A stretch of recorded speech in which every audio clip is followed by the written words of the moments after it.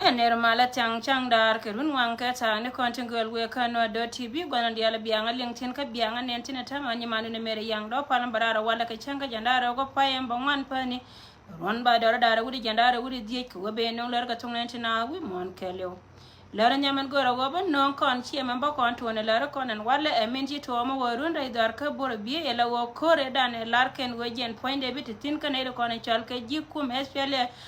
aigo kana ji kuma espeli aji da pin wura machal ka isal pakir maya di ti kor che nyene ma warun ka run wanga long ki ka te kor ka ta ande chop kongwan cha jalara go anta me ne to kono chal ka ji jana ging nen go jen cha dor machal ka bur bi cha nyoko lu jo ga to kono chal ka waita me ka ne tin kono chal ka ji kuma espeli aigo ti te kel ka ka wada ma la go kan cha dor machal ka bur bi cha nyoko ka ba ken lara me ko waka ne ideal tin kono te wichare che ne ideal kono te social media en go chaje lara go wotin dialo kono charo de lat ken chara ka report ko guardian lara ne je men ci togo no no la go jen point de ngoda ka be biate be de en kor na ne cha teren wala cha la kor me ci di de long ka men ente kono chal ke de mbor kan ji kuma Salva Kiir ma ya di te kono te kabura bi ba wadu dialo kono jel ka ke gwa dialo kono cha widien cha lo tin ma ngi je gwa go jen cha widien lo gwa me cha lo tin gor ka je gwa go ba je nyoka melar ka je yeba en go jen panken kuin cha widien lo tin tera me bi lar ka yene dialo kono la right ka social media amano kono dialo kono la gor gad gari dial ngwane je no go bi ari po ne je go kan panken ci ga nyen ka cha ya cha don ka penya mo jen jawana ta sine me sheka wona ta me la go jaro en cha la da kan ka gwa ndung tire dan kan ne kono ta pin re dar ka bura bi Munu go malay katin diala kono ci to ci charo den yar ajen peka min chalo go mite ka mila re dunia na chala kana tele me yarode mulu go tin diala kono chara yar gwani diala kontene konte ka tin lar ka malay no .tv kam tin diala kono charo den yar no jen gwada na shari ala ka je mi sheka wono ka dang ba chojen wada ka wobil yana ante tin chianga chop ka gad kana man kana de kono chal ka jalla jel kama dong baroda cho kap chong kamane no kono charke ide mbor chene do kon la chab dar ma charke na ser kana wolang de cha joy goma dung tira ne to kono charke ne Salva Kiir ma ya dit entama kana ide kono charke ne Salva Kiir ma ya dit tanken ka wisiang ne de yeri ka tanken ba waken panken chika wabala wa chara badar chem kuye me ube chare kwa jelo goro go ba ne to kono la jal kana ide kono charke ichab lar ka lar ba wo tiede jalun kuye me be chore la go kuye be kuy bunye me wate kane de chara bartin go na joy ga katin menan muno go kane te to ba chana no go kan panken de chab de kala ka dora ken gor ka je go cha ja lar ye gor ni te daro ti ko etem ne wala we ka won nyam be ne de kono chal kai chab especially ne de kono te ka go de kono la wogatin ne de kono la taran kane ka tu gwilo kuy ni tin kono la jel yaro ka che kontina wabi a jel be ka chon ko kan ka re dore dung do go jen point de kuy na na chinaru de retin jen panken chera me cha tanken cha ka tam jona ba roye me misha lara ne da konta gwa ma go ba jalar ye ne da konta jel gwa ma chi ne da konta chal ka ji chen go biya jalun biya yetit ka ne da konta cha joere dore kam ne tin konta chal ka ji ai go kana ne da konta kwala chola de mbor kes ne tin konta chal ka ne Salva Kiir ma ya dit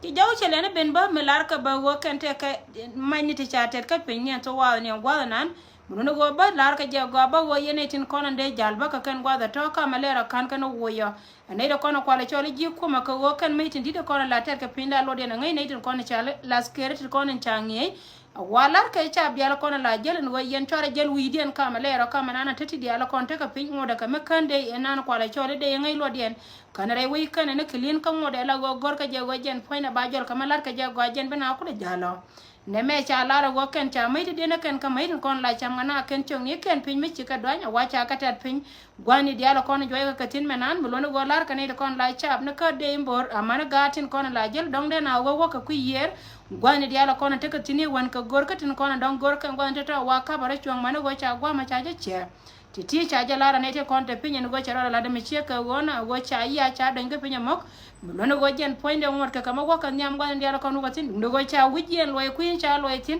lar ka je ken go cha be lar na za mana go kan panken ti jali ne chob gwa go ka tin bicho ma dadi na me ba waka ne da kono chal ke lo nor chabala din detail ta ma ko jente ka tin wanta pin elara me we ka lo nor community ne kono chal ke elders we la dies na dialan wote kon lar kare dar gwa ma ko gwa me be na be je ka yelo ne ko ne chal ka elo ba ya lar choma wona ide kon tere lo ko gwa ne ken diala ko ne chare je tin ka ma ngaye na ma yene ko ne chal ka elo balar ya go gore lo ko menan tele jang ma gor yan jang bala pa jud biya wa kam dor ma chal ka pa jud kana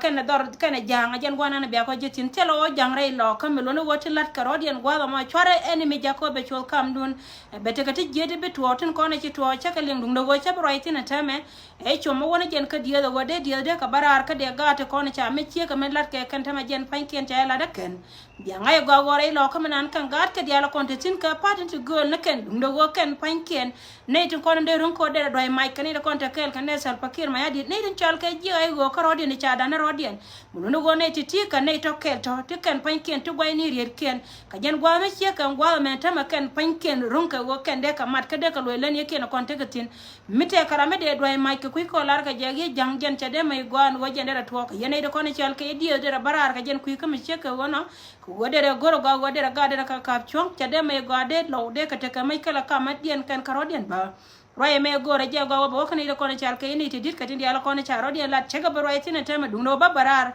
mo wo to go yen pan kun bia continue ka ti dia kon la dien ke ba barar ko jen ba lar win mo na me la roda re lo ka go jen che mo go ka be je chuang amane wo yene de kon chal ka e kwar ngana batin kon la lo ka rodien de yene goro wode roy kam ni kon ko tele mala nyan ye de yene goro de roy ka rodun ka de yene me kap chuang ngor kan ra gwana na wetin ngai je go re lo ka tele jang ne de kon de tin kanore ka lo ka rodien muno go mete ka magor go be bene magoro be ya da ka yen ngai yene go wo yen chi ka yene de la lon ka ma da ka ye tin dia la kon la dien ka be dan gwa mo chang ne mala roy na ka social media ngai yen gwanta yen tin wan aye cha be ben ja ko yen pan kun bia pere re ka ja ala go jena chiti dia ta ka masuke gore ja go bia re go mi sheka na me ne ko ne chal ka lo gwana ta yentin katin kon la ko dia re doar e choma we ka yen dia ka mu gora lo wode dia de ka ro den je en go kan pan ken de ga de ka lwe kan ka de ka ro kan ne kon ta pinchen en go de tem ke go tera o jang ne dia kon ta gwa ma kan dia ka ga lo ka mite ka malo ro da de chen gwana jena go bina bi ka nyur la lo ka jen bia gwana na go yentin bia jangai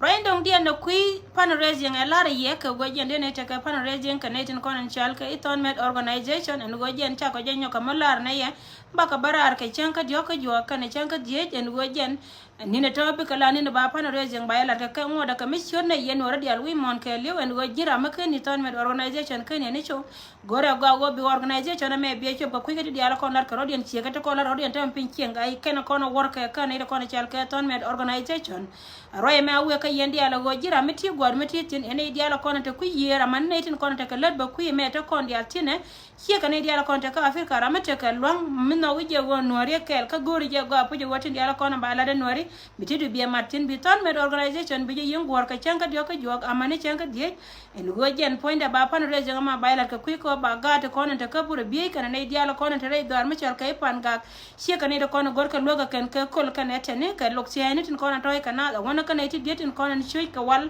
malaria ka kana tin ko kiene dia la kono chui ka ne kono kan bana ba ko gil ka ba ti changa ma cha la changa diok ba ja lat ka je ka chang dar ka ta wat ta afrika ka ta wat yes muno go jen point ba la ta wat ka chang dar la ta South Sudan ko go bene dia ku te online and gwa da ma ka chang dar ka jen changa diok ka ne jen on Friday jen ta kelo muno go jen gwa na bene te to bi ka barar ka je ka ba yen dia cho ben ja ko yen pain kun bia ne tin kono chal ka ji son me bia ka be lo ka men gor ka ken jen go ra balar yen ma ka betie me ku pa na re jen acha kap chong pa ne go jen titi lat ka ti kan pain ke lat ka kare kur yene dial kono te lo iran te ka lat bia ne kono chal ka ton met organization bia cho gor ko jen poinde be ye chuo ba bia detail dial kono gor ka ne yo tin kono walo na bia ka cho je ka bia ne kon bia ka cho ler men dong dia na banyo ka no nga kui choma kui roi ka kui sorry rien me chanyo ka luja wana ko ne chal ka ji ka ko me refugee kam ka kui ganti wa ken pankien chi ka kairar ka ken wa ka la wajel ka chokien ki jaw chokule ben ka ne ko ne chal ka chi ma ne ken go lar ka je go kan kana ngai go chi ka chop ka lo ki chi dong chi ka chop kana da pal ala boda South Sudan ka ne Kenya gor ka je go jen pankien ba gati ba ngai go nan ta ka tin yen ga da tawtin ko ne ci jen ka kuma refugee kam ka on Friday last week gor ka ye sia moro kuno go yen pan kun ba janga ya gon go yen te yen wene meleng yen na gon an te yen tin gor ka je go ba ngai go yen chia cho wene ko cha ne te kon te ka juba cha yo ka kalar ka ja wa kan ka ne cho ne ti ti wa ken pan ken la ka jer ka cho ken ka kuma ka ken pan ken me che go cho ka lo go che go wadien Canada pal wala wa arbi la ja wa je ken manan ka Canada pal mo no go kwimi la wata de nyoko mo go ga je ken ngani ko ne cha ga ji South Sudan ko bo da South Sudan ka ne Kenya ntamene mechi jaw kule bene woken tele ka tokan gade ti waka gadang bakel kan dial ka dole dole muluna woken panke na wata gad banti o teka tin kata gad lo ka teka tin kata gad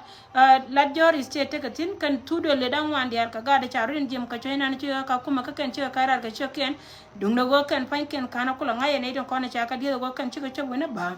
ti kan kono ben ka ya wala ne tindi ala kono yana gurgwa ma ngoda kam biate jena ka melara ray gar ka buru biye chir ka men chaja tiam kono gad kon langa ja go kono tindi ala kola ko report to bo ndi ala ko ray kon tin go chaja la go queen cha wudian lo tin chiken go ro bala nas no go go kono jel ka tin point kon kono tindi ala kono ray ka social media chan ki te ka communication ka wachu je la go ken pan ken ka we ko gwandi na ko cha nga go anteme go ken cha ranyo kari ala ka ne da kono char ken ne ser bakir ma yadit ko bo kana da ken kari na ta ka muluno go ka wa je ka je dien ko ka la ta ka kamera dien an la tor ka na da ken